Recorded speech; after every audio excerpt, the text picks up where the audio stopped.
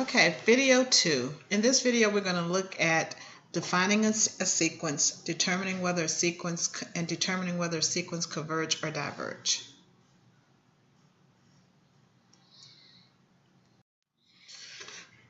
In this unit, because it's so abstract, students often ask, when will I ever need this?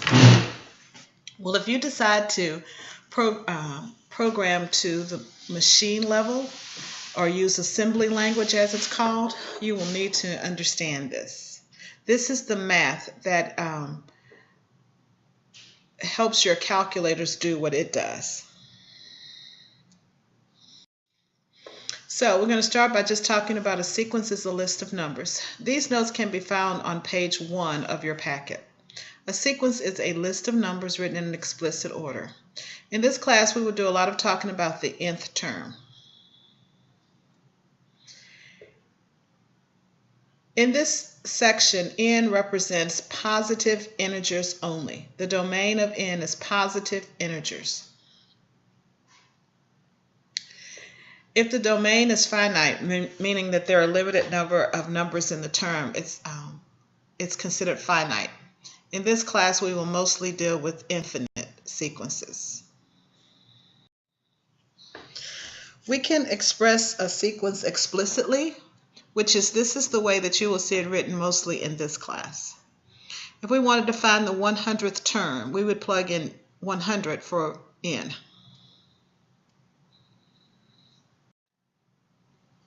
Sequences can also be defined recursively.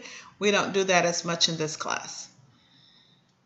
In a recursive sequence, you use the previous term to find the next term.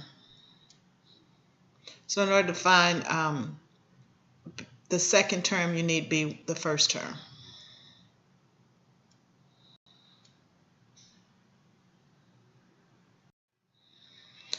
In this, you can also look at arithmetic sequences. Again, we will not do a lot with arithmetic sequences in this class. An arithmetic sequence has a common difference, meaning you're adding the same number each time.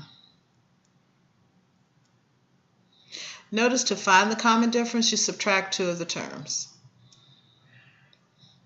We can define an arithmetic sequence recursively as well as explicitly. In this class, we will deal mostly with geometric sequences.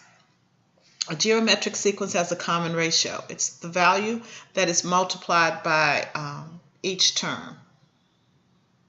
In this example, r is 2, because negative 2, because we're multiplying each term by negative 2 to get the next term. If you want to find r, if you're having a difficult time finding r, just divide 2 of the terms.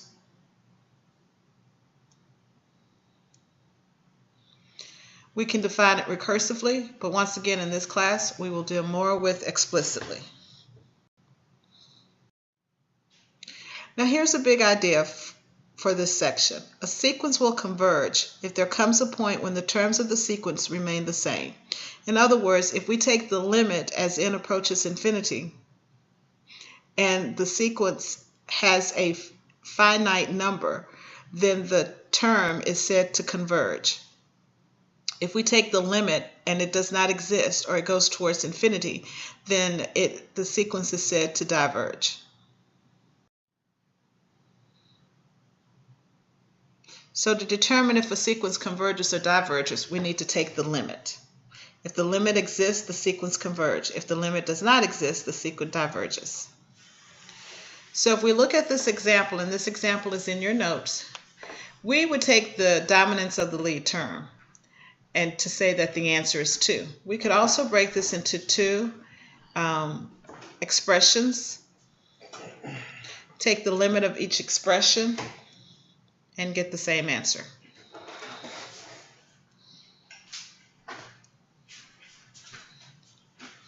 So we would say the sequence converges, and it converges to 2. Here's some examples that are in your notes. Basically, what we're going to do is take the limit as n approaches infinity.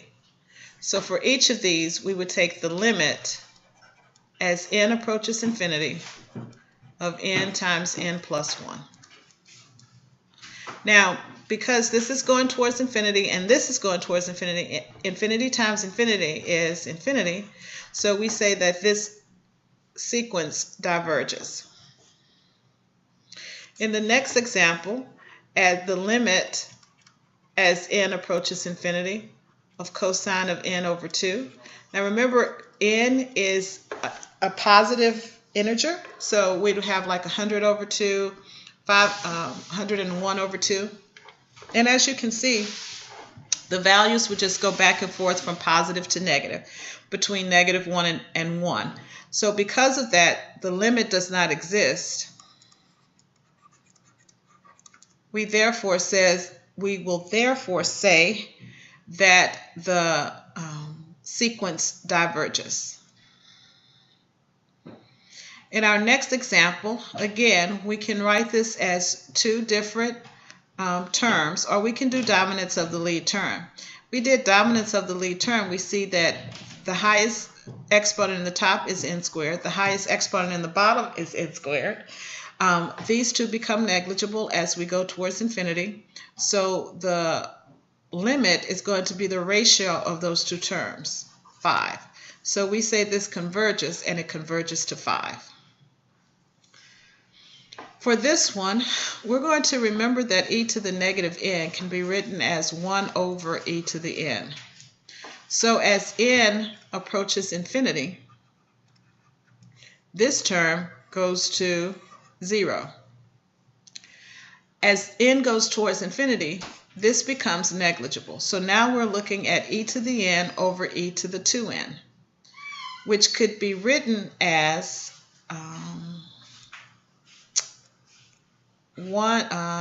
e over e squared raised to the nth power. And we could see from this that actually I said that this would go to, this would diverge, but I'm wondering right now, because that's e over e squared.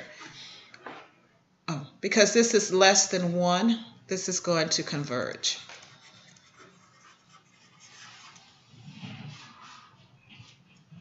And it converges to 0.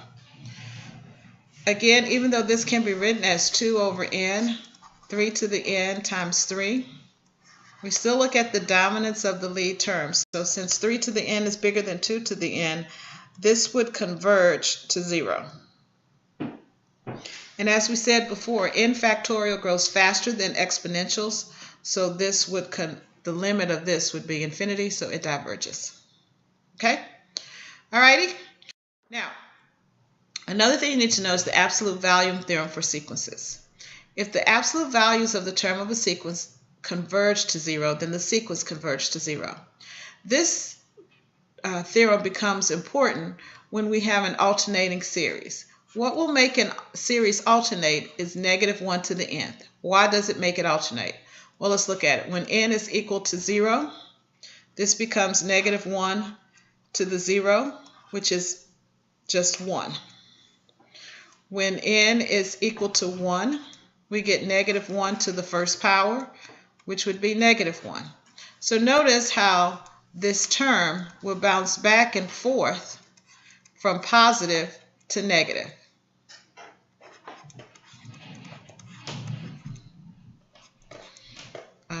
And yeah, my math's wrong there. It's +1. It's +1, so it's going to go back and forth from positive to negative, positive to negative, positive to negative. And because of that, we say this alternates.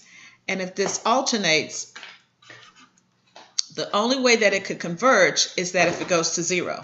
Otherwise, if it has a limit, it would go from -2 to 2, -2 to 2, and that doesn't converge. So the only way an alternating series can converge is if its limit is 0. So let's look at a couple examples. This term causes this to alternate. So what we want to look at is the limit as n approaches infinity of n over n squared plus 1. By dominance of the lead term, we know that this limit is 0, so therefore this is going to converge to 0. Once again, this makes this alternate, but the limit as n approaches infinity of n plus 1 over n is 1. And so because it's alternated, it would bounce back and forth between -1 and 1. And so because of that, we say that this would diverge. This alternates because we can write this as -1 to the nth times 3.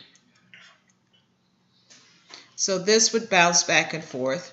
But we know that n factorial grows faster than 3 to the nth power. Sorry, that would still be to the nth. Then 3 to the nth power. And so since n factorial grows faster than the exponential, it's going towards 0. So therefore, this would converge to 0. Well, when I get there, it converges to 0. This diverges because this is actually not an alternating series. Because the first value of this, when n, if we substituted 0, we'd get 1 plus 1, which is 2. Then if we substituted in 1, we get 1 plus -1, which was 0. So we're going to see that this is going to bounce back and forth between 2 and 0. And because it's not going to one value, we say it diverges. This would actually converge. Now this will do the exact same thing. The top is bouncing between 2 and 0. However, because the bottom is increasing at such a rate, let's say when this is 20,000, it doesn't matter if this is 2 or 0, because if I take 2 divided by 20,000, it goes to 0. So therefore it converges. This is actually not an alternating sequence. This is not an alternating sequence. However, and I think there's a typo here, that should be n plus 2. Or maybe not. Maybe it is n minus 2. So let's see what this will do. Well, n minus 2 factorial. If I were to write this out, the next one would be n minus 3, n minus 4, and so forth. But on the bottom, I have n factorial, so that would be n, then n minus 1, n minus 2. So notice there's going to be a point where they start to match each other, and I can cancel these out. So n minus 2, n minus 3, and eventually all of these would cancel out. So I am left with 1 over n times n minus 1. Excuse me. So because this is going to 0, I say that this converges to 0.